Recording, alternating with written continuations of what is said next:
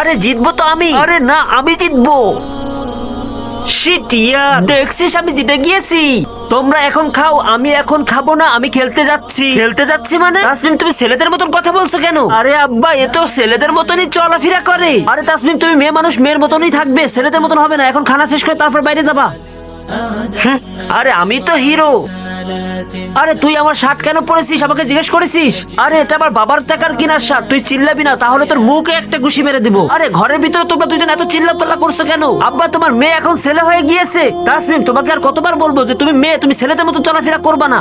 আরে আব্বু একটু শার্ট প্যান্ট পরলে আমার এত কি ক্ষতি হবে? তাসমিম আমাদের নবী বলেছেন 3 ধরনের মানুষ জান্নাতে যেতে পারবে না। প্রথমে ওই ব্যক্তি যার স্ত্রীকে মানুষকে দেখিয়ে বেড়ায়, 2 নাম্বার ওই ব্যক্তি যে মদ পান করে, 3 নাম্বার হলো ওই মেয়ে মানুষ যারা ছেলেদের পোশাক পরে এবং ছেলেদের চরিত্র বানায়। নিঃসন্দেহে আমাদের আল্লাহ তো মহান, তিনি যেভাবে আমাদের সৃষ্টি করেছেন আমরা সেভাবেই চলার চেষ্টা করব। সরি আব্বু, আজকের পর থেকে আমি আর কখনো জিন্সের প্যান্ট আর শার্ট পরবো না। বন্ধুরা সামনে রমজান মাস, কে কে রমজানে 30টা রোজা রাখবে তারাই শুধু কমেন্টে আই লাভ ইউ রমজান লিখে যাও।